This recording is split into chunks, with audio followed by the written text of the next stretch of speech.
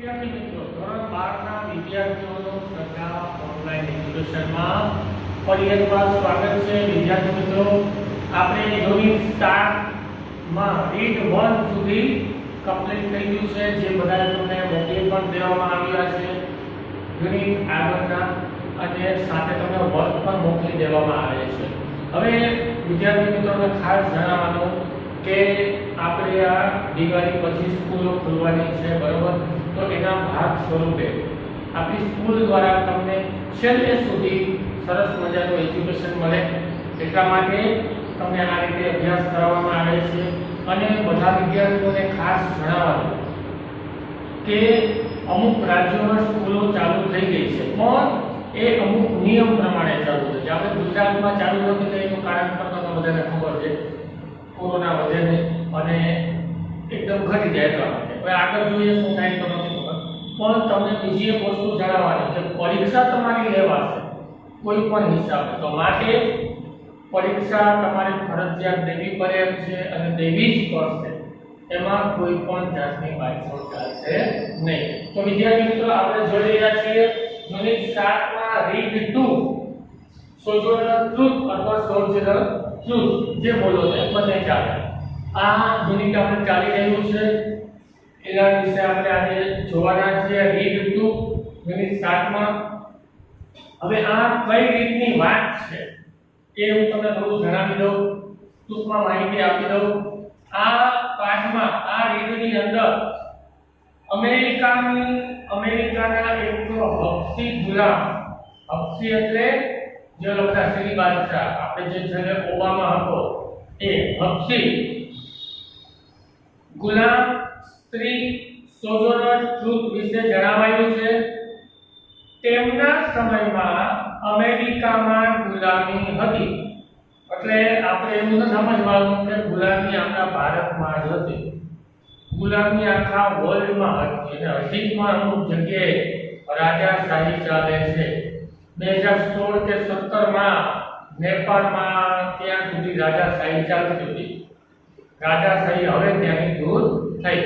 ઇંગ્લેન્ડમાં હજી પણ રાજા તરીકે છે, આ રાજાશાહી નથી, પણ પ્રિન્સ, પ્રિન્સેસ, કિંગ આ બધું માનવામાં આવે છે.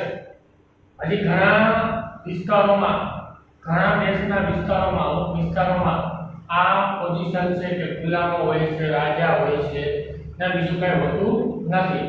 તો આ ખૂબ જૂની વાત છે, 1700ની સાલની વાત છે.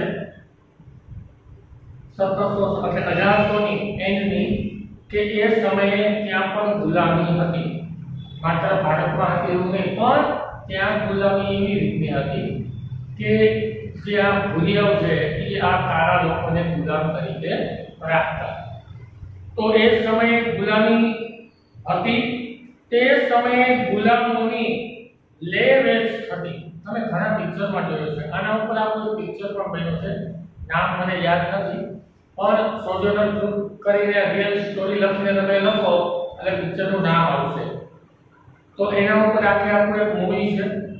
એટલે ગુલામોને લે વેચ થાય, આપણે કેમ હરાજી થતી હોય એ રીતે એની હરાજી થાય. જે ઊંચી બોલી લગાવે એ આ લઈ જાય. તેમના માલિકો દ્વારા આ ગુલામોને ખૂબ જ પીડાનો સામનો કરવામાં આવતો અને પીડા દેવામાં આવતી. એવી રીતે સોજોરનરને પણ આવી રીતે પીડાનો સામનો કરવો પડ્યો હતો. સોજોરનરનું બાળપણ ગુલામીમાંથી પસાર થયું હતું અને તેને ખૂબ યાતના ભોગવી હતી, તકલીફ ભોગ કરી હતી બાળપણમાં. અનેક લોકો તેમના માલિક રહ્યા. માત્ર એક જ માલિક હોય એવું નહીં, આખું કામ કરે ન કરે વેચી નાખે, બીજા કરી દે, બોલી લગાવી દે, જે આવ્યા એવી કોઈ બીજા ગુલામ લઈ લે. વર્ષ 1827 માં ન્યુયોર્કમાં ઇમેન્સિપેશન કાયદો પસાર થયો. હવે ઇમેન્સિપેશન કાયદો એટલે શું? તો કે ઇમેન્સિપેશન એવો કાયદો હતો 1827 માં અમેરિકાની સરકારે એવો કાયદો પસાર કર્યો કે જે કોઈ પણ પોતાને ત્યાં ગુલામ રાખે છે એ ગુલામોને પોતે મુક્ત કરી દેવા. ગુલામ હવેથી રાખી શકાશે નહીં. આ પ્રકારનો કાયદો ત્યાં પસાર કરવામાં આવ્યો. પરંતુ તેમના માલિકે, આ જે સોજોનરના માલિક જે હતા, એમને આમને મુક્ત કર્યા નહીં. આથી તેઓ ત્યાંથી ભાગ્યા અને ત્યાંથી તેમના જીવનની નવી શરૂઆત થઈ. સોજોનરને મુક્ત કરવામાં ન આવ્યા એટલે આને શું કર્યા? ભાગી ગયા. તેઓ એક સારા વક્તા બન્યા. વક્તા એટલે જે ટૂંકમાં ભાષણ આપે. લડાઈ ખાલી ભાષણ દેવાની કંઈ નથી થતું. મોટી મોટી કરવા તો ઘણા બધા લોકો છે, ઊંચી ઊંચી કરવા વાળા કે ભાઈ મને બહેનો આમ કરીશ ને તેમ કરીશ ને હું કે તમારા ગામમાં કે નદી ઉપર પુલ બાંધીશ ને તમે કોઈ કેર ભાઈ મારે જો કે નદી તો છે જ નહીં તો કે પહેલા હું નદી બનાવી. અરે ભાઈ જો નદી એમ બને. એટલે આવી વસ્તુ મોટી મોટી વાતો કરવા વાળા તો ઘણા આપણા નેતા હોય છે, પણ માત્ર એવું નહીં, સારા વ્યક્તા બન્યા પછી પણ બીજા લોકોના હક માટે લડ્યા, બીજા લોકોને મદદ કરવા માટે, બધાને આગળ આવવા માટે પ્રોત્સાહન આપ્યું. અને સોજોનરે નાણાં પણ ઘણા ભેગા કર્યા. પણ નાણાં જે ભેગા કર્યા એની અંદર તો રાખ્યા. સિવિલ વોર જે અંદરો અંદર લડાઈ ચાલતી હતી, સિવિલ વોર એટલે કોઈ એવેન્જરની વાત નથી કે ભાઈ એવેન્જર સિવિલ વોર એવું વાત નહીં, પણ એ રીતનું અંદરો અંદરની જે લડાઈ ચાલતી, ગોરા અને કાળા લોકો વચ્ચે અમુક કાયદો પસાર થતો ન થતો, તો એમાં જે ક્રાંતિકારીઓ હતા એની સેવા માટે ઉપયોગ કરતા. તેમણે સ્ત્રીઓની ઉન્નતિ અને કલ્યાણ માટે જીવનભર કાર્ય કર્યું. મુશ્કેલીઓ વચ્ચે પણ એક સ્ત્રી કેવી રીતે પ્રગતિ કરે છે અને પ્રખ્યાત બને છે તે વાત આ યુનિટમાં રીડ 2 માં જણાવવામાં આવી છે. આમ સોજનરે બતાવી દીધું કે સતત સંઘર્ષ વચ્ચે પણ કેવી રીતે સુંદર જીવન જીવી શકાય. તો મિત્રો આ વાત છે સ્ત્રી સશક્તિકરણની, વુમન એમ્પાવરમેન્ટ. જે આના લગતો એસે નિબંધ પણ 12મા ધોરણમાં પૂછાય છે. એવું નથી કે તમારે સોજનર વિશે લખવાનું છે. તમને સ્ત્રી સશક્તિકરણ એના વિશેનો નિબંધ પૂછાઈ શકે છે બોર્ડમાં. આ આઈએમપી નિબંધ છે જે તમારે લખવાનો હોય છે. સ્ત્રી કઈ રીતે આગળ આવે છે, કેટલું બલિદાન આપે છે, જે આપણે ધોરણ 10 માં પણ જોયું હતું, મધરહુડ ક્રિએશન. ખરા અર્થમાં તમે જુઓ તો સ્ત્રી જેટલું બલિદાન, એના જેટલી સહનશક્તિ કોઈ પાસે હોતી નથી. 9 મહિના બાળકને પેટમાં ઉછેરે છે, નામ તો લઈ જાય છે બાપા, બરાબર, નામ લઈ જાય છે બાપા, ગમે તેવું કાર્ય કરે. બાળક પોતાના જમી લે પછી જે વધેલું ઘટેલું છે એ જમે છે, અથવા તો પોતાનું બાળક ગરમ થાય પણ પોતે ઠંડુ ખાશે. આ બધાના ઘરે ચાલતું હોય. એટલે આ એક સ્ત્રીમાં અદ્ભુત કળા છે. એ સિવાયનું કોઈ પણ સંજોગોમાં, ગમે તેવા સંજોગોમાં પણ માતા પોતાના બાળકનું રક્ષણ કરવા સક્ષમ હોય. તો આ પ્રકારની સ્ત્રી સશક્તિકરણ આવો એક નિબંધ આવે છે. એ લગભગ આપણે લખાયો તો પણ, તો એ પણ તમારે ખાસ જોવાનું છે અને પાકો કરવાનો છે. હવે વિદ્યાર્થી મિત્રો આપણે રીડ ચાલુ કરીએ છીએ. એકાદો ફકરો જોઈએ. સોજોનર truth 1797 to 1883 was a black American freedom fighter and author. 1797 માં સોજોનરનો જન્મ થયો હતો અને એમનું મૃત્યુ 1883 માં થયું. એટલે લગભગ 90 વર્ષ જેવી ઉંમર થાય. 90 વર્ષ જેવી ઉંમર થાય. અને એમનો જન્મ 1897 માં થયો હતો અને મૃત્યુ 1883 માં થયું હતું, જે એક black American freedom fighter and author. Black American, આજે હોપ્સીઓ જે બધા આવે છે, આપણે પેલા જ વાત થઈ ઓબામા ટાઈપના, તો બધા ખબર પડે, બધા એવેન્જર જોયું જેમાં જે બ્લેક પેન્થર છે એનો પણ મૃત્યુ હમણાં થોડા સમય પહેલા થઈ ગયું. એને તો કેન્સર હતું.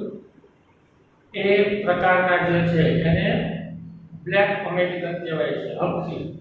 અહીં આપણે દેશી ભાષામાં કઈ સીધી બાદશાહ, ઓલા વાત કુરકુરિયા હોય ને એ. એન્ડ ઓથર, એક સારા વક્તા પણ હતા. એટલે આનું પહેલા જણાવ્યું, વક્તા એટલે છે કંઈક સમજાવે, તમને કોઈ વસ્તુ જણાવે તે.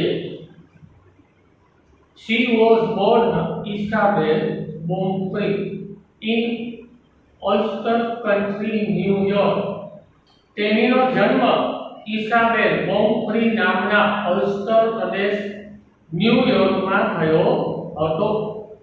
આનો જન્મ જે છે ઇસાબેલ બોમ્ફ્રી નામે અલ્સ્ટર પ્રદેશમાં થયો હતો, એ પણ ન્યુયોર્કમાં. એટલે ગુજરાત છે તો ગુજરાતમાં કોઈ પણ એક ગામ હોય એવી રીતે લીંબડી છે ને બાજુમાં છે રામરાજપુર છે, ટીમલા છે, તો એવી રીતે પ્રદેશ એક ભાગ એવું નામ આપ્યું છે, ત્યાં થયો હતો. The daughter of American named Bonfrey after his Dutch owner and woman called Isabel. Isabel જે હતા એ એના માતા હતા અને એના જે માલિક હતા એ ડચ આફ્રિકન ગુલામ હતા, તો ત્યાં તેનો જન્મ થયો હતો. About the age of 9 વર્ષની, માત્ર 9 વર્ષની ઉંમર હતી, she was accused of an Englishman named John Nelly. John Nelly નામના વ્યક્તિને માત્ર 9 વર્ષની ઉંમરે એક્યુશન એટલે હરાજી, બોલો ભાઈ, ભાવ લગાવે, $2, $3, $5, $2, $3, માત્ર 9 વર્ષની ઉંમરે આમની હરાજી કરવામાં આવી હતી અને વેચી નાખી 9 વર્ષની ઉંમરે. Nelly understood very little of her Dutch jargon. અને આ જે નેલી છે એ માત્ર બહુ થોડી જ ડચ ભાષા જાણતી હતી. હવે આનો જે માલિક હતો કોનો, સોજનરનો, એ ડચ ઓનર હતો, એટલે ભાષા એને કઈ શીખવા માંડી હોય ડચ. તો આ જે નેલી હતો બહુ ઓછી ડચ ભાષા જાણતો. એઝ અ રિઝલ્ટ, એના પરિણામ સ્વરૂપે શું થતું? She was often brutally punished for the no real reason. brutally એટલે નિર્દયતાથી વારંવાર, often એટલે વારંવાર, ન સમજાય એને સજા કરવામાં આવતી, એને ખૂબ મારવામાં આવતી વારંવાર, કોઈ પણ કારણ ન હોય, સાચું કારણ નહીં. Eventually, અંતે Nelly sold her to a fisherman. અંતે તેણીને એક ફિશરમેન, જે માછીમારનો વેપાર કરતો હોય, માછલાનો વેપાર કરતો હોય, એને વેચી નાખી. Who owned a tavern in Kingston, New York. કે જેનું tavern એટલે tavern એટલે શું? દારૂનું પીપું, દારૂની ભઠ્ઠી, જેનું ન્યુયોર્કમાં હતી પોતાનું, એને આને વેચી નાખી. Here she acquired એટલે મેળવવું, પોતાની જાતે મેળવવું. Acquired the idiomatic એટલે ભાષાની શૈલી, expression એટલે અભિભાવો, which came to mark her speech. અહીંયા જ્યારે એને ન્યુયોર્કમાં એક માછલા વેચવાવાળો છે, એને વેચીને ખાલી જેની પોતાની માલિકીનો એક દારૂનું પીઠું હતું, મતલબ દારૂની એક ભઠ્ઠી જે દારૂ બનાવતો, અને ત્યાં પોતે એને ભાષા ઉપર શૈલી મેળવી, ભાષા શીખવાનો પ્રયત્ન કર્યો અને સારા એવા બનતા બન્યા. તો મિત્રો આપણે આજનો ટોપિક જે છે સેશન છે અહીંયા સુધી જ અટકાવીએ છીએ. આગળના સેશનમાં આપણે જોશું આગળનું શું થાય છે, કઈ રીતે પોતે આગળ વધે છે અને કેવી કેવી યાતનાઓ ભોગવવી પડે છે તેના વિશે જાણશું. Thank you.